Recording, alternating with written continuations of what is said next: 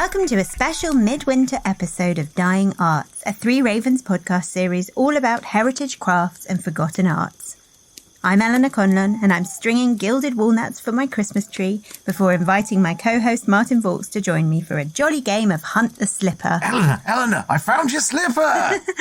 Hi. So the jingling of the sleigh bells has ramped up to a fever pitch as we get closer to Christmas. We've been having a great time with our Adventure, our Christmas countdown, loosely based on the song The 12 Days of Christmas. Yes, it's been an excellent excuse to dig up all sorts of bizarre myths and traditions which may have inspired the lyrics of the song. Although we've been manically busy, things are definitely feeling festive here in the Three Ravens Nest, and we've been enjoying meeting friends, hanging up Christmas decorations, listening to our favourite schmoozy songs, and of course hearing from all of you. We love seeing what you've been getting up to, especially on our Three Ravens podcast group on Facebook, so do please keep sharing your traditions with us. If you'd like to enter our Three Ravens flash fiction competition too, please just send us up to 1,000 words of folk-inspired original fiction to threeravenspodcast@gmail.com, and we'll give them a dramatic reading on an exclusive episode. So, Eleanor, it's the 21st of December, and I know you've got your scissors and ribbons and glittery paints, and you're all geared up to talk about crafts, but we're also celebrating today, aren't we? Yes, it's midwinter, the shortest day of the year. And I did want to talk about that just a little bit before getting really stuck into the craft projects. Midwinter, Eleanor. Surely you meant to say it's St. Thomas's Day. It is, but before the church attributed the day to Thomas, celebrating midwinter can be traced back through Norse and Anglo-Saxon Yule customs, to the cult of Mithras, the Persian sun god, and even further back than that, to the Phrygian sun god Attis. Yeah, it goes back some way, doesn't it? It does. Pagans celebrate it as Yule, or the winter solstice. It's opposite the summer solstice on the wheel of the year. Contemporary pagan religions differ greatly in the forms their celebrations and beliefs take, but they generally involve the rebirth of the god figure, perhaps the Oak King or the personification of the sun. Yes, the Oak King and his counterpart, or perhaps other aspect, the Holly King, are figures which represent the summer and the winter, engaging in endless battles which reflect the seasonal cycle of the year. I think it's fair to say that elements of midwinter celebrations, including ideas taken from Saturnalia and the Old Norse, have remained constant. As it's the shortest day and the darkest time of year, the festival usually involves lighting fires and candles, keeping them alight until the shortest day has passed. Evergreens such as holly, ivy and conifers are used to decorate, symbolising the eternity of life.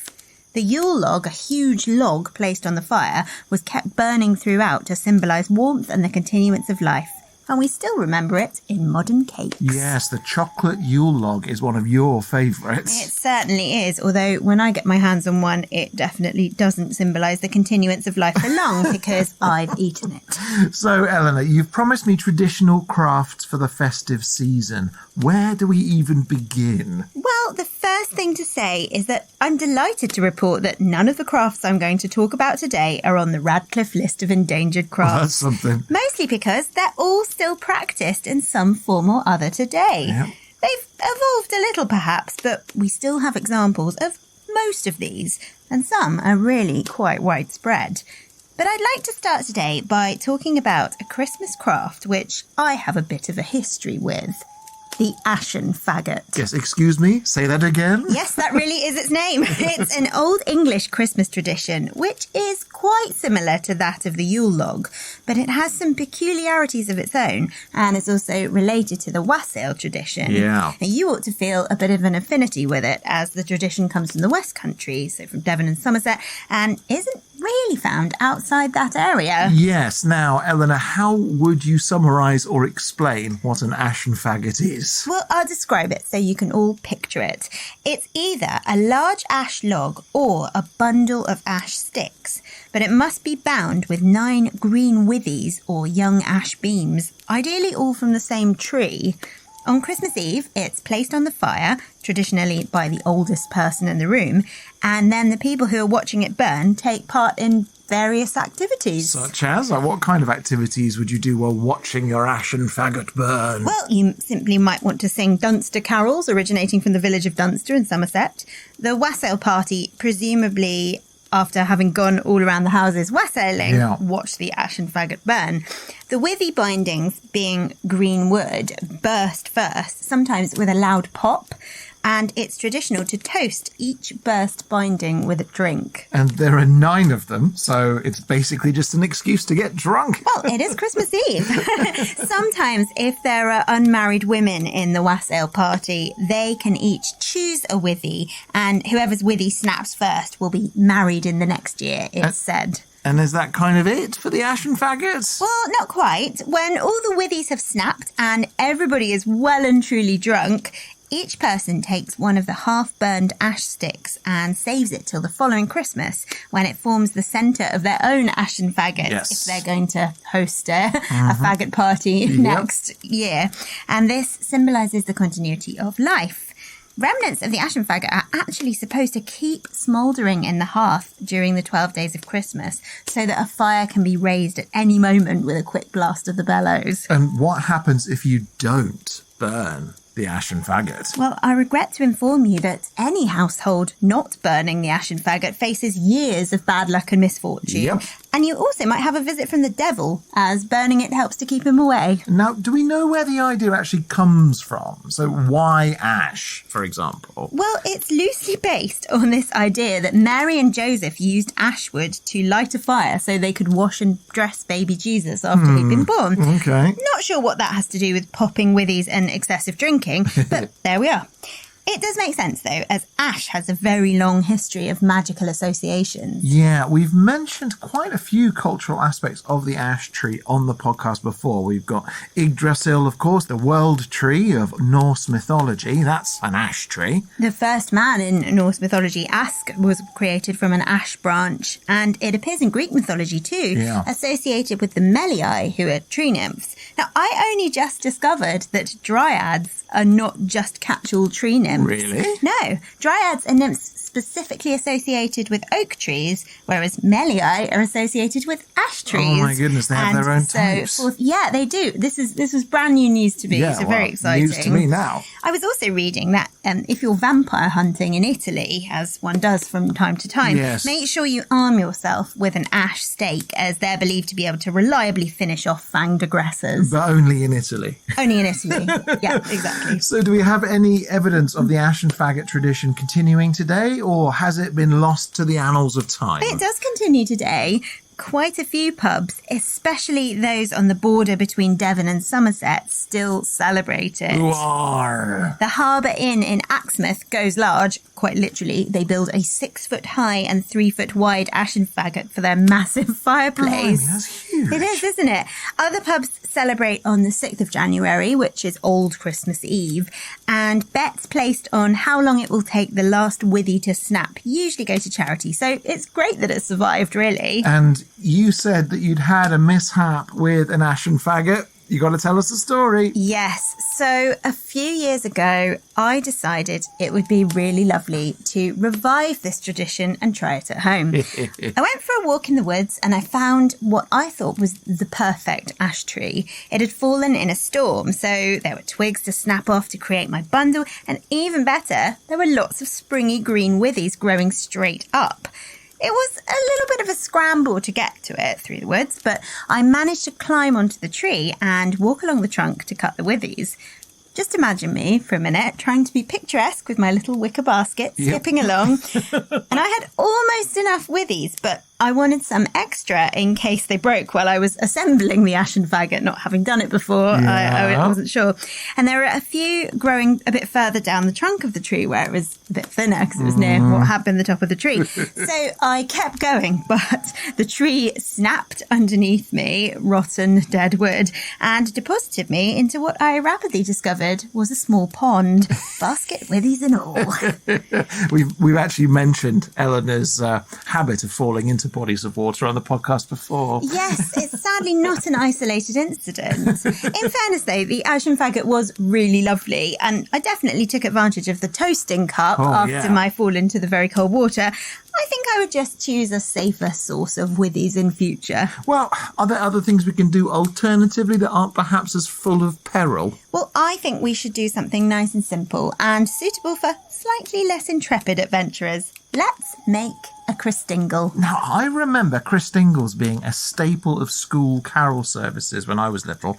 Are they particularly ancient? Not terribly, although they bear quite a resemblance to the pomander, which dates from the Middle Ages, and they do have some of the same features. In case you aren't familiar, a Christingle is an orange with a white candle stuck into it, wrapped around with a red ribbon and decorated with cloves, dried fruit and sweets. Yes. They often form the basis for Christingle services, where children are invited to make their own Christingles and bring them to church to sing carols. And where do they come from, Christingles? They originate from Germany in the 18th century, actually. A Moravian bishop called Johannes de Watteville is credited with the invention of the Christingle, apparently in an attempt to get children to think about Jesus. I mean, I don't understand how decorating fruit helps you to think about Jesus, but, Supposedly, each of the components represents an aspect of Christianity, and they actually became very popular. Really? Spread by the Moravian Church as part of the Protestant missionary movement. They had a bit of a die-off in the early 20th century, but were revived in a big way by a chap called John Pensome, who was raising money for the charity The Children's Society in the 1960s in Britain. And they remain very popular today. The charity's still going, and it's estimated that Children's Society Christingle services each year now raise over £1.2 million a year to help vulnerable children. Well, that's awesome. And there are thousands of services held here every year. Oh, that's so lovely. Although strange that a gimmick thought up by a, Moravian, did you say? A Moravian bishop in the 1700s is a huge charity fundraiser in Britain today. It really surprised me because I'd assumed that the idea had evolved from the pomander, which is a fragrant ball of herbs or perfumes or spices intended to protect against infection from the plague, for example, or bad smells, or just to perfume the carrier pleasantly. Those can certainly be made from dried, cured oranges studded with cloves, and you can use them to perfume your sock drawer today. So they work perfectly well. If we actually want to make our own Christingle, how would we go about it? You will need an orange, which represents the world. Okay. Take one white candle, representing Jesus as the light of the world, and stick it into the centre of the orange. Then you take a red ribbon, which represents the blood of Christ, and wrap it around the orange, so the blood of Christ is wrapped around the world. Yeah. Anything else you then add is kind of to your taste, but it's usual to use sweets, dried fruit and cloves, either stuck directly into the flesh of the orange or skewered on cocktail sticks. And do these other bits and bobs actually symbolise anything, or is it just to decorate it and make it look pretty? They represent the fruits of the earth and the four seasons. Okay. Apparently, Bishop Johannes just used to wrap a red ribbon around a candle. Sure. But his original design was probably, thankfully, embellished somewhat. Yeah. Unfortunately, I think we've only got Satsumas in the house, so we'll have to make a very small Christingle. Oh, petite Christingle. If you, listener, have made a Christingle this year or need something quick to keep the family entertained, please do share your pictures with us. Facebook group, we want to see them. Now, I've got a question for you. What have potatoes got to do with kissing? I have absolutely no idea. I mean, I know that if you eat raw potato, it makes you very ill, and that's going to get in the way of kissing. Am I close? Don't worry, all will become clear right after this.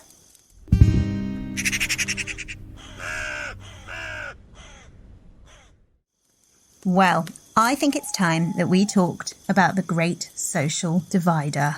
Marmite? Not today. I mean, of course, the Christmas pudding. See, I absolutely love Christmas pudding. Don't see why it would divide society. I like all manner of cakes and puddings involve boiled fruit.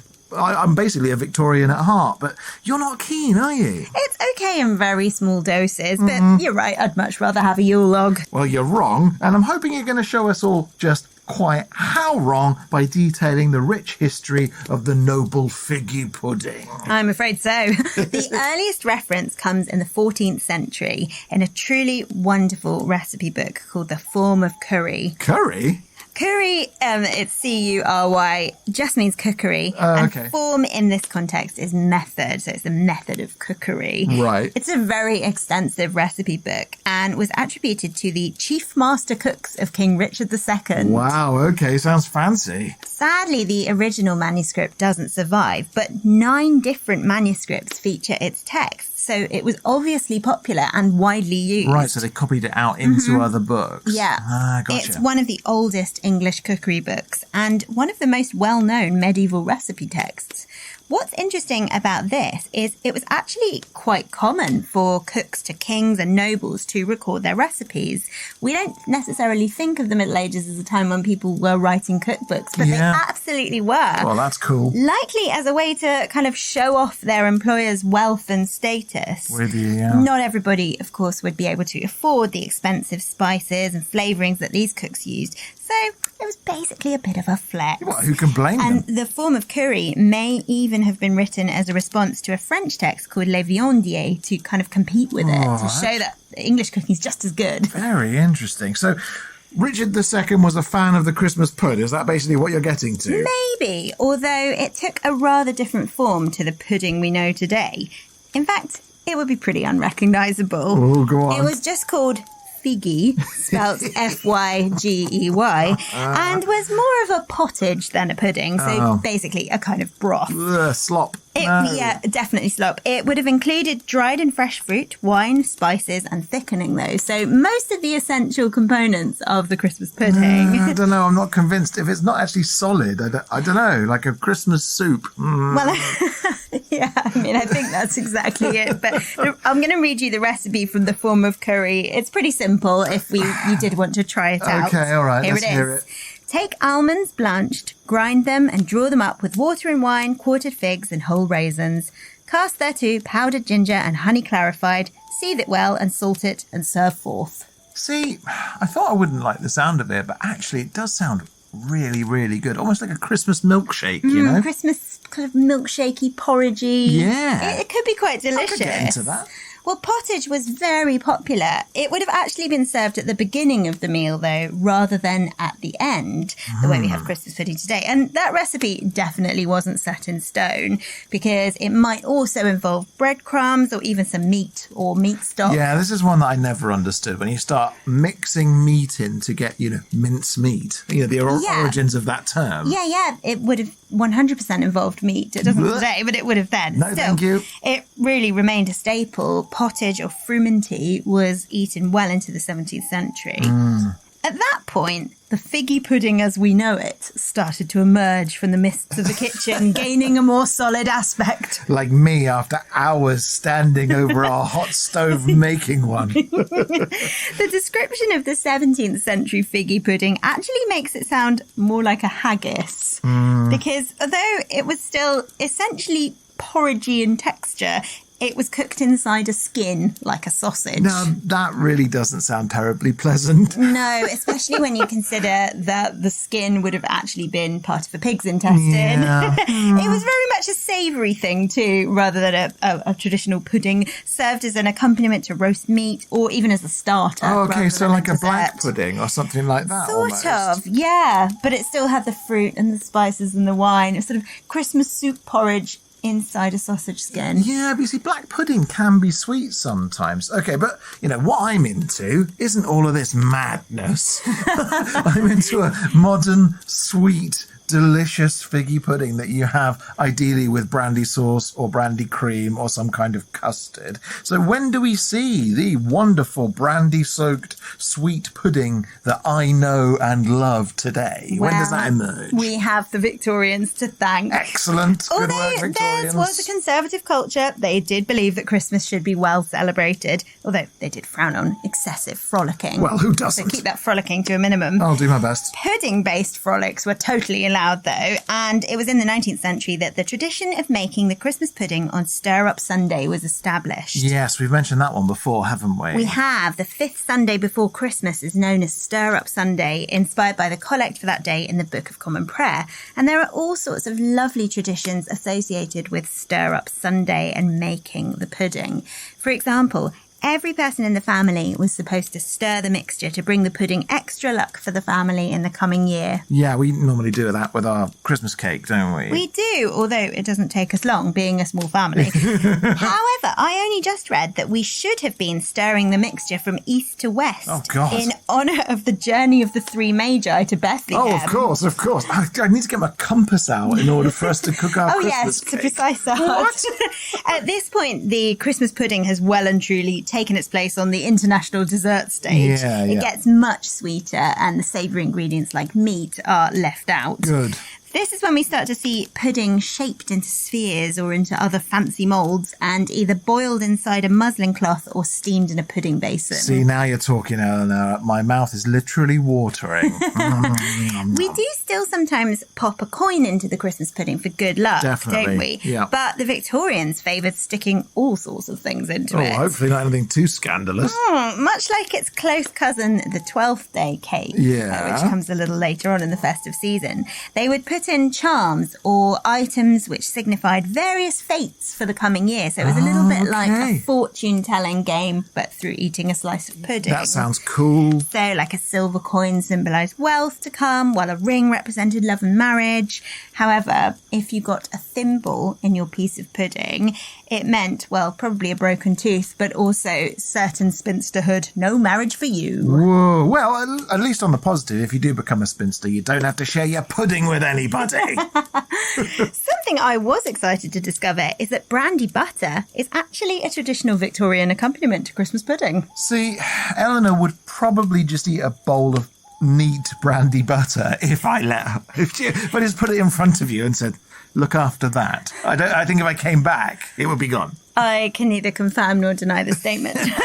But brandy butter in the 19th century was known as hard sauce. Wow. A name I'm 100% going to be bringing back. If you don't have all the usual ingredients to make the delicious sweet treat, though, don't worry, because there's also a recipe for Christmas pudding in Eliza Acton's 1845 book, Modern Cooking for Private Families, which suggests using potato and carrot in your pudding. This is where the potato comes in.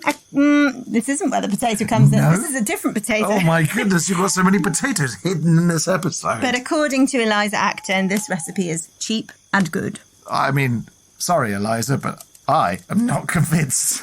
That would not have been the thing for Queen Victoria, however. She wasn't convinced. She enjoyed a much more classic dessert pudding. So much so that her private chef, Charles Francatelli, published his recipe for the plum pudding that he made for Queen Victoria. Yeah. And that is almost identical to those we eat today. Oh, so listener, if you've made your own Christmas pudding this year, what are you putting into it? Are you stuffing it full of pointed gifts for your guests to bite on? Or are you stirring in some beef stock? Will hard sauce be on the table as well? Or are you going to go for a sweet custard? Let us know via social media.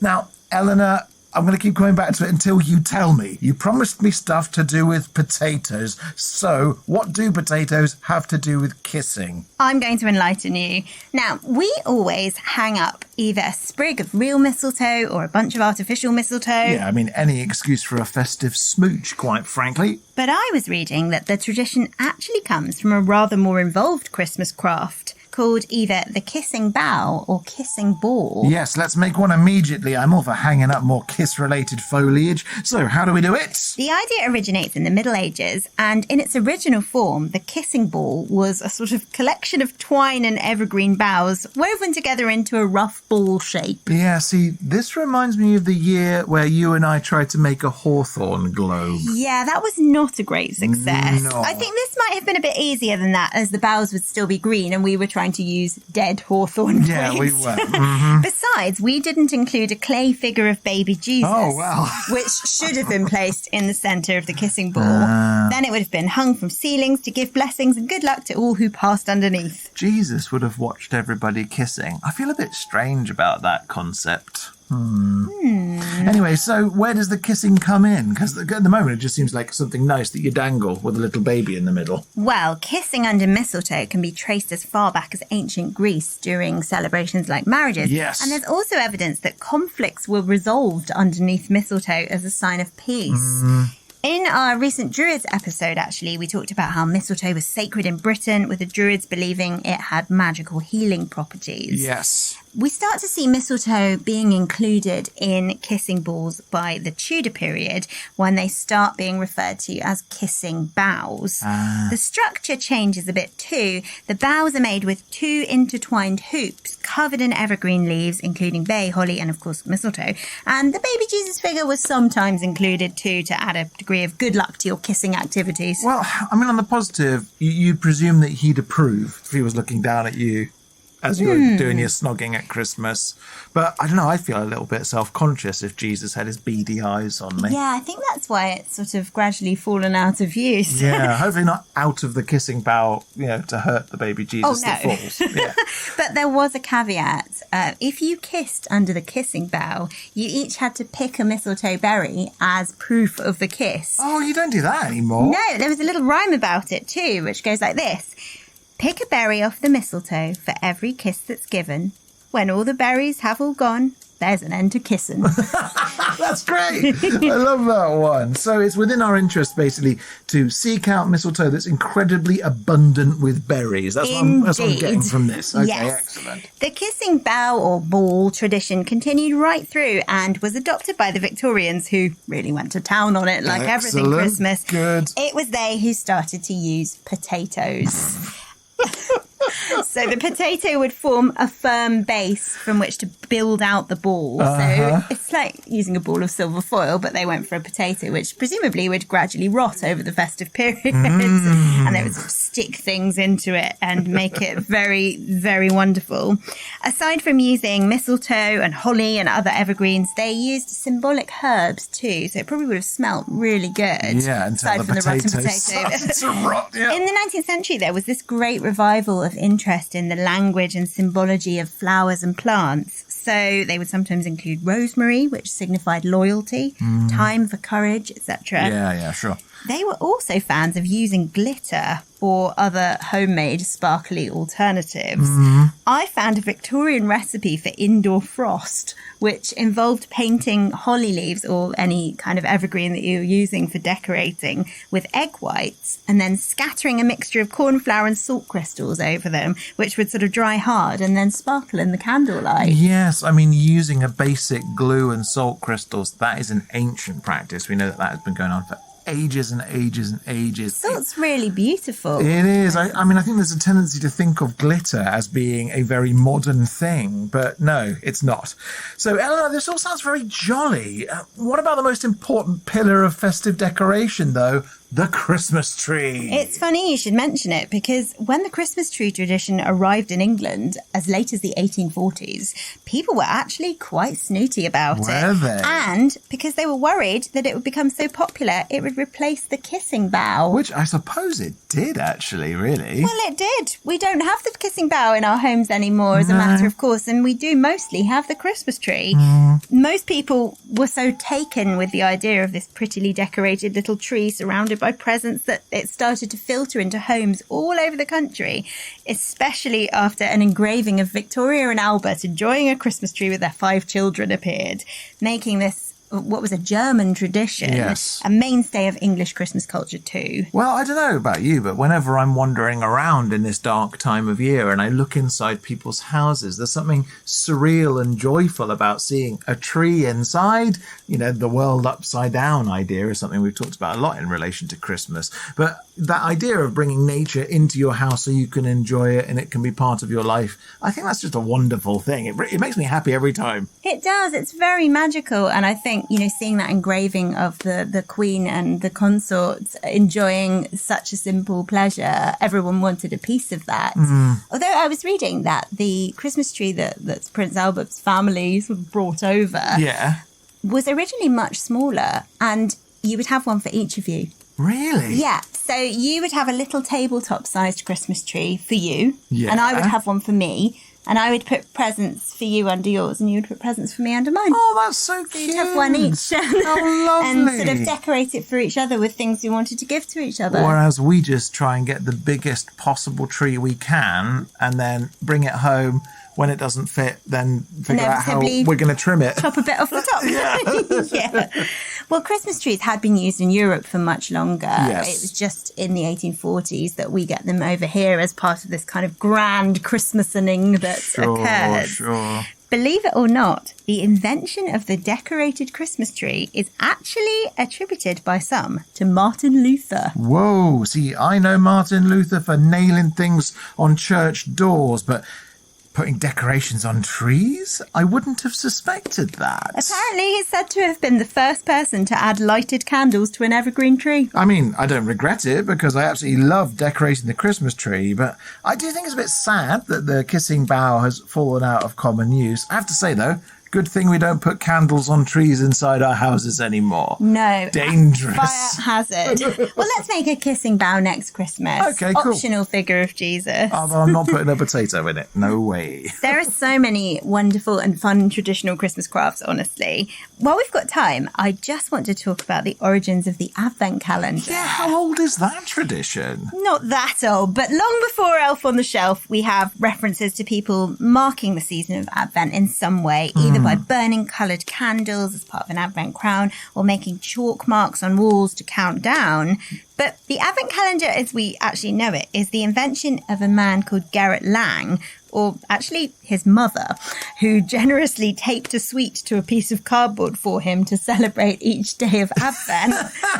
And Gerrit loved this idea so much that when he'd grown up and set up his own printing business, he produced the first commercially available Advent calendar in 1908. So it's actually fairly modern. Yeah, I like that we know his name, though. Well done, Gerhard, and your mum. This has all got me really in the mood for some festive fun. Now, you mentioned at the top of the episode the game Hunt the Slipper.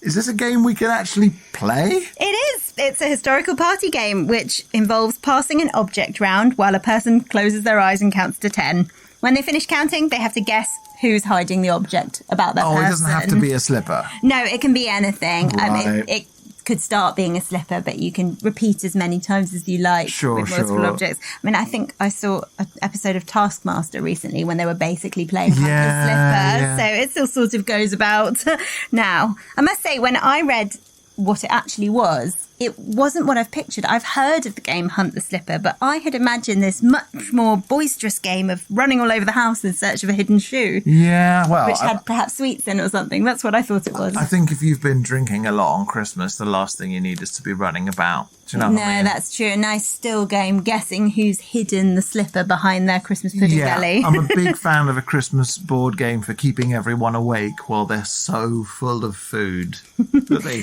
risk slipping off into slumber. Just keep jostling them awake because it's their turn. I also mentioned gilded walnuts. You did, yeah. Which I think are a really beautiful Christmas craft, which I'd like to bring back. It's suitable for all the family too, so you can do it all together. Although an adult person should probably be on hand to pierce the holes. So that'll be me then. I mean, Eleanor, like falling into bodies of water, has a habit of stabbing herself. Yes.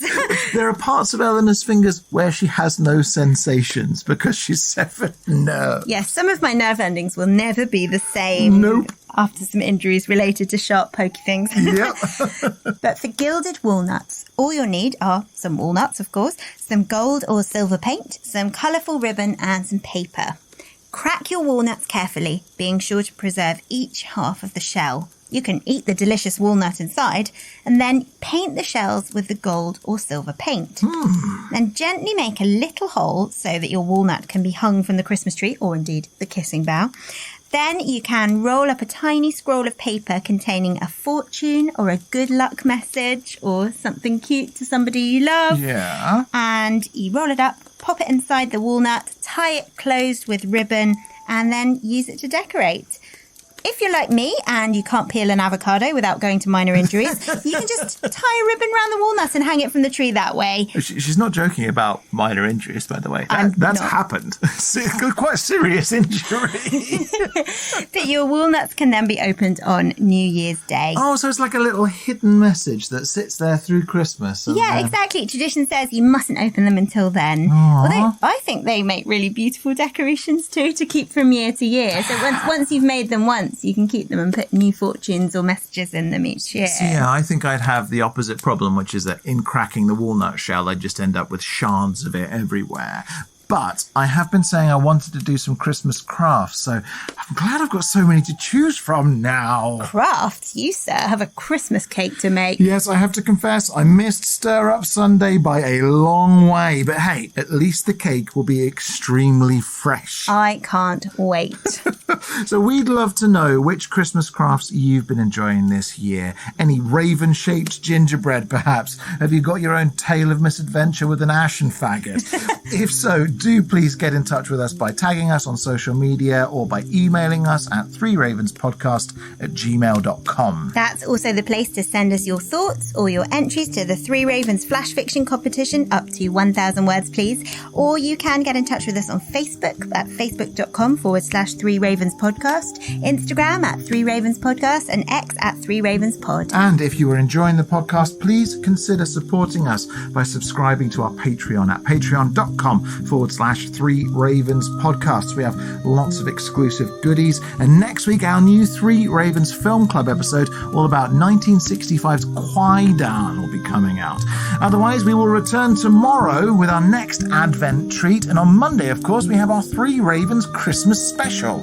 Until next time then, while the ashen faggots burn down that way, we'll go this way.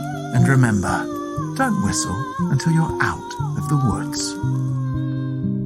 Our theme song is the traditional folk ballad 3 Ravens, performed by Eleanor Conlon and Ben Harbour, and our logo is by Ollie James Dare. The 3 Ravens podcast is a Rust and Stardust production, produced by me, Martin Vaughs. Thanks for listening. God sent every gentleman, such hounds, such hawks, and such leman, with a down, derry, derry, derry, down.